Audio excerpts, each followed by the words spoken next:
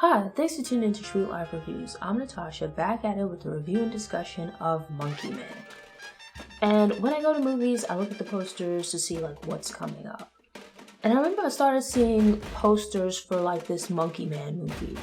Initially, I completely wrote it off because I thought it was going to be something along the lines of if you remember the movie The Fly, where not necessarily a superhero type movie, but I thought it was going to be some guy gets bitten by a monkey and now he has monkey powers, some nonsense along those lines. And it didn't really sound like anything I would be interested in. But then in March, while watching the Anthony Joshua Francis Ngannou fight, they had some tie-ins with the Monkey Man movie.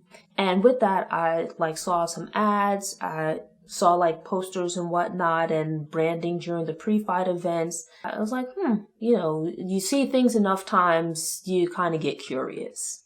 And so somewhere along the line, I ended up hearing that Jordan Peele was a producer of the film, and it was directed by Dev Patel.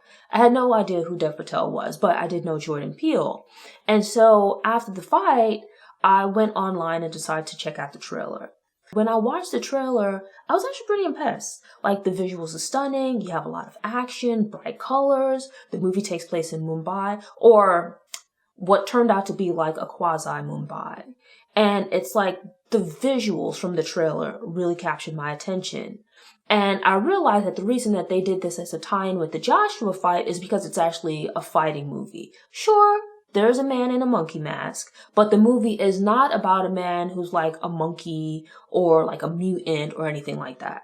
And so in watching the trailer, I came to realize that you have this character kid who's living out in not necessarily the suburbs, but sort of a forest or jungle area, more rural area outside of town. And what ends up happening is that the powers that be, he's living with his mother in this village, and the powers that be come to their village and try to take over the land. And they do so with violence. And so basically what you have from there is that kid is now on a quest for revenge for the death of his mother. And so with that, he journeys into the city and becomes part of what's basically a fight club, where he's pitted against opponents, they fight in the ring and whatnot. But aside from that, he also seeks to infiltrate this elite club where the powerful people who played a role in his mother's death congregate. And so seeing this, the fighting, the action, the visuals, everything from the trailer just looked absolutely incredible. I do like action movies, but I kind of stay away from the superhero type films. I love the Bourne trilogy, Casino Royale, Eastern Promises, movies that have action, hand-to-hand combat. If you're driving and you're doing some stunts and stuff, I'm good with that. But I also like movies to have a good story. And here you have good acting, the visuals are stunning, but at its core, this isn't just action to divert your attention from other areas where the movie's lacking. So while initially I dismissed Monkey Man because admittedly the title could have been better, in seeing the trailer, it captured my attention. And then looking into the movie further, I realized that, this seems like it might be something worth checking out. And so with that, I ended up going to the movies to see it.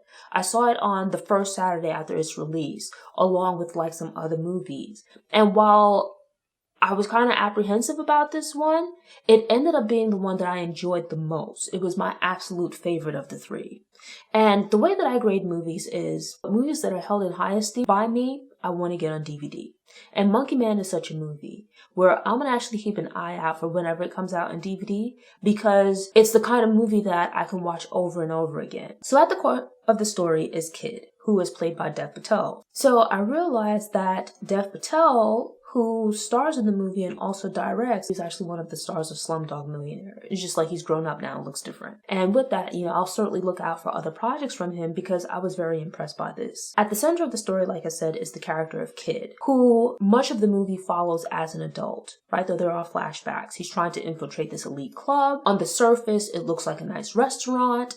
He finds a job working in the kitchen, but really the club is a harem, a pleasure palace of sorts for the city's high rollers and visiting high rollers. So this would be people that are wealthy, people that are powerful. He's trying to infiltrate this club because the people who killed his mother, played a hand in killing his mother, frequent this club.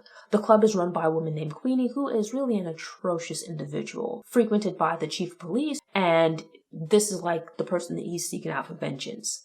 The movie is supposed to be taking place in the fictional city of Utah, but actually it's representative of Mumbai. And over the course of the film, there's been some controversy about it, right?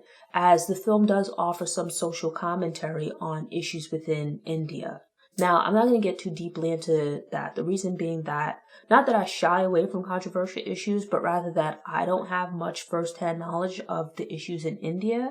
Like, I did read a few articles since watching the movie to learn a little bit more, but I don't think I know enough about the subject to speak intelligently about it. So with that, you see the movie, you form your own opinions. But at a top level view, really, the movie comments on these elites grabbing up land in rural areas from normal, regular people who don't necessarily have the political connections or the money to fend off their land grabs.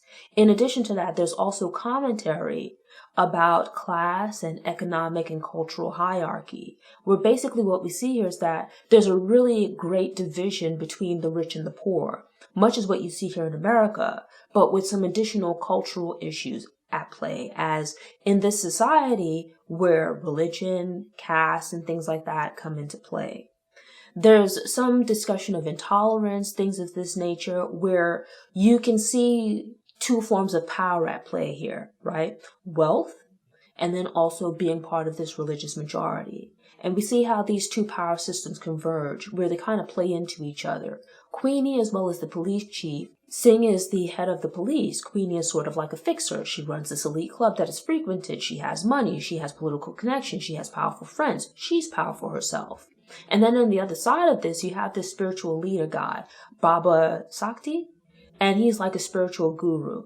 If you think of it like here in America, he would be like those televangelists that you see on TV, right? They build all of this power. They're connected to politicians. They themselves are wealthy. They have these large followings where pretty much within this society, this guy, as well as some of the fixers and politicians and whatnot, are tied to this fictional sovereign party, where these various characters, they're representative of different factions of power that oppress poor people, just average everyday people. So it's like you have Singh, who represents law enforcement, this violent force. You then have Queenie, who's like a fixer. She represents like the wealthy, as she provides this place for people to make connections for the wealthy to fraternize. And then you have like Baba Sakti, who's like this corrupt spiritual leader. You also have this politician guy, I don't remember his name, but it's like all of them are members of this sovereign party, where they have power in different forms. They have wealth. They use it to oppress people. And so at its core, you now have Kid, who's grown up and is basically supporting himself by fighting in what's called the Tiger's Temple. It's an underground club where he fights in like a monkey mask. And he's basically like cannon fodder. His job, he gets paid basically to get beat up and to bleed. In a very physical sense, he represents the downtrodden. And over the course of the film, we see that yet still he's well connected. Maybe not to necessarily rich or powerful people, but he has a network of his own. There's actually a pretty cool scene where when he's first trying to infiltrate the club, he has to get some kind of way in, and he does this by identifying Queenie. He uses one of his contacts to find out about her, where she works, what she does.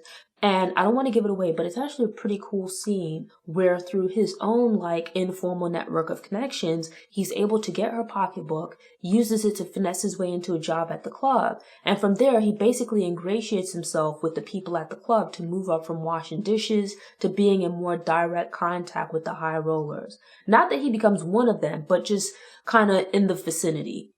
Right, moving more freely about the club and the restaurant. And so it's like, he learns their habits. He puts himself in a position to launch a revenge attack on Singh. But unfortunately, it doesn't go according to plan, but it does result in a pretty exciting action scene. It goes on for quite some time, but it's completely engrossing. His first attempt is unsuccessful, but it does result in him coming into contact with, because he's badly injured, right, and the powers that be are looking for him, he comes into contact with a group of transgender Indian people who are living at a temple, where they take him in, they help him to recuperate, help him to kind of come to terms with what's happened, to draw strength from this really horrendous and traumatizing event from his childhood, the death of his mother, the destruction of his village.